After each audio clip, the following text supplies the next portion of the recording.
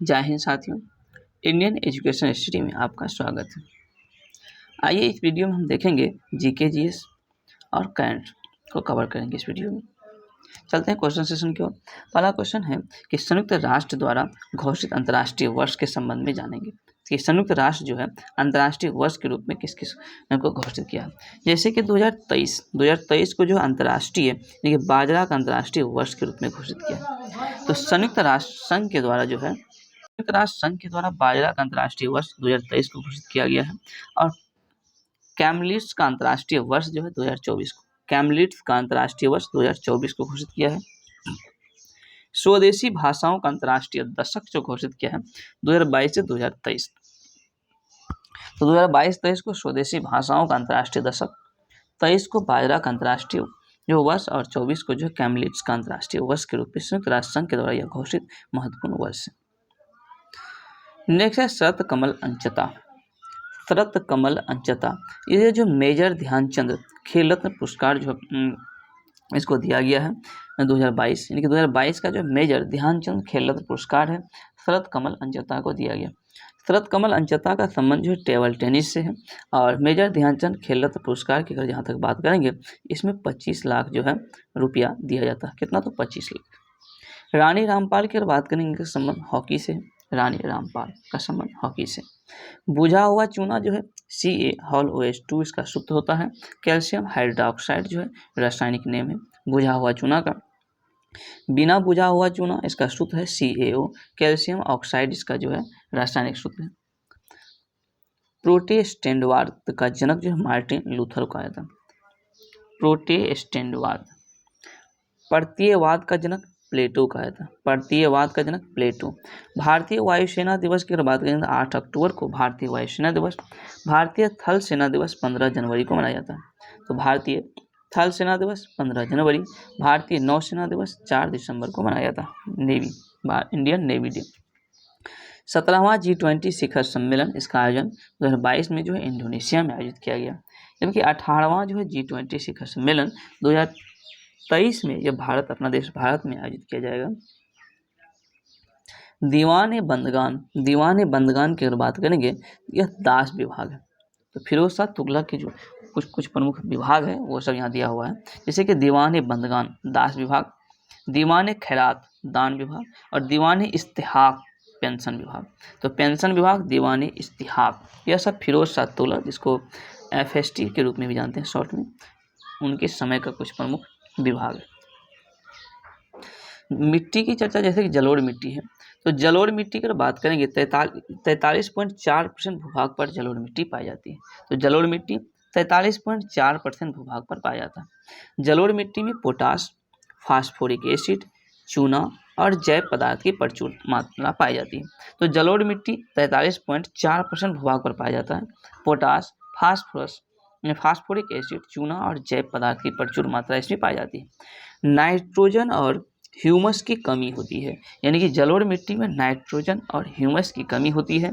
धान, गेहूं, गन्ना, दलहन, तिलहन आदि की मुख्य रूप से इसमें खेती की जाती है जलोढ़ मिट्टी में। तो जलोढ़ मिट्टी में खेती किसकी की जाती है? धान, गेहूं, गन्ना, दलहन, तिलहन की खेती आदि की जाती है। काली मिट्टी की जहाँ तक अगर बात करेंगे तो स्थानीय रूप से इसको रेगुर मिट्टी कहते हैं। काली मिट्टी को स्थानीय रूप से रेगुर मिट्टी कहते हैं और यह संपूर्ण जो है भूभाग का 16.6% जो है भूभाग पर काली मिट्टी पाई जाती है। उत्तर प्रदेश में करेल काली कपासी मिट्टी के रूप में भी जानते हैं काली मिट्टी को। तो काली मिट्टी कौन काली, कौन कपासी मिट्टी, तो केरल काली कपासी मिट्टी कहते हैं उत्तर प्रदेश। अंतर्राष्ट्रीय रूप से उष्णकटिबंधीय चरनोज कहा जाता है इसको, कि काली मिट्टी को। जल धारण क्षमता, जल जो है धारण करने की क्षमता सर्वाधिक होती है काली मिट्टी में। काली मिट्टी को स्वतः जुताई वाली मिट्टी भी कहते हैं। स्वतः जुताई, ऑटोमेटिक जो है जोता हुआ पाया जाता है, इसलिए स्वतः जुताई वाली मिट्टी भी कहते हैं। जड़दार फसल जैसे कि कपास, जूट, खट्टे फल, चना, सोयाबीन, तिलहन, मोटे अनाज, सफोला आदि की खेती मुख्य रूप से जो की जाती है काली मिट्टी में।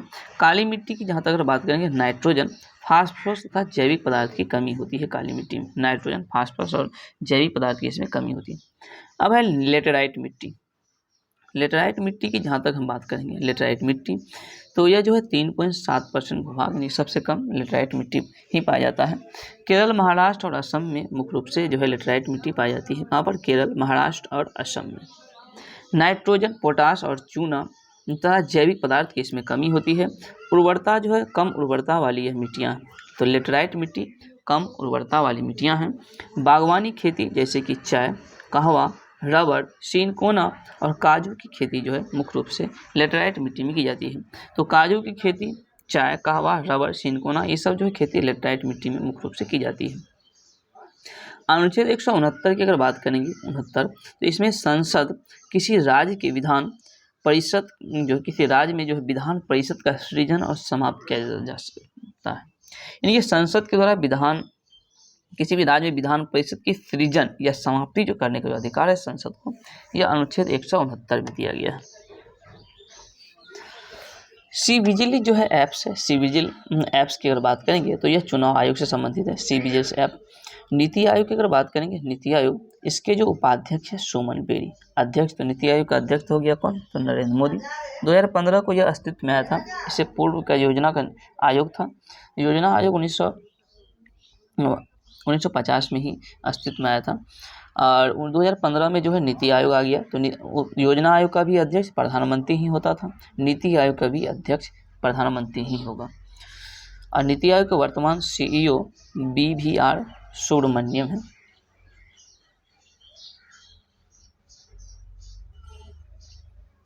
स्वतंत्र वीर गौरव दिवस, स्वतंत्र वीर गौरव दिवस जो है BD सावरकर की जयंती पर मनाया गया है। 28 मई को यह मनाया जाता है और 28 मई 1883 ईस्वी को जो BD सावरकर का जन्म हुआ था। तो BD सावरकर का जन्म 28 मई 1883 ईस्वी को। और स्वतंत्र वीर जो है गौरव दिवस मनाया जाता है BD सावरकर की जयंती पर 28 मई को मनाया गया। अगले माह 140वीं जयंती मनाई जाएगी। कौन सी जयंती? तो 140वीं जयंती जो है मनाई जाएगी।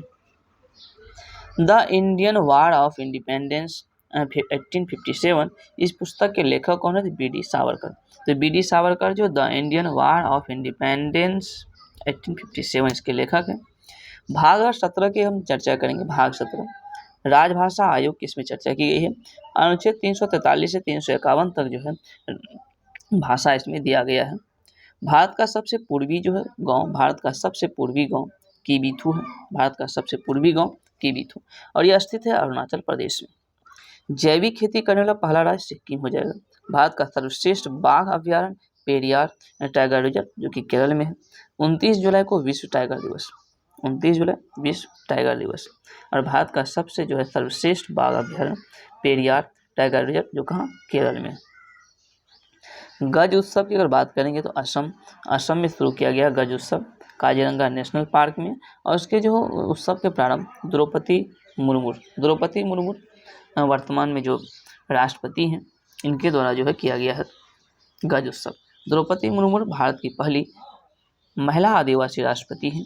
द्रौपदी मुर्मू भारत की दूसरी महिला जो है राष्ट्रपति बनी है। इसका क्रम राष्ट्रपति पद की जो क्रम है 15वां क्रम है, यह भी आप याद रखेंगे। हेल्थ इंडेक्स में टॉप पर रहा केरल। हेल्थ इंडेक्स में टॉप पर कौन? केरल। स्कूल एजुकेशन क्वालिटी में टॉप पर केरल। स्कूल एजुकेशन क्वालिटी में टॉप पर केरल। पहला जेंडर पार्क भी कहाँ खोला गया? तो केरल में। और सबसे ज़्यादा GI टैग जो प्राप्त है यानी कि 2022 में अगर पूछेगा सबसे ज़्यादा GI टैग जो किसको प्राप्त हुआ है, कौन से राज्य को 2022 में, यह केरल हो जाएगा। तो यह वीडियो यहीं तक रखते हैं। अगर आपको पसंद आया तो कृपया चैनल को लाइक करें, चैनल को जो सब्सक्राइब करें, कमेंट करें।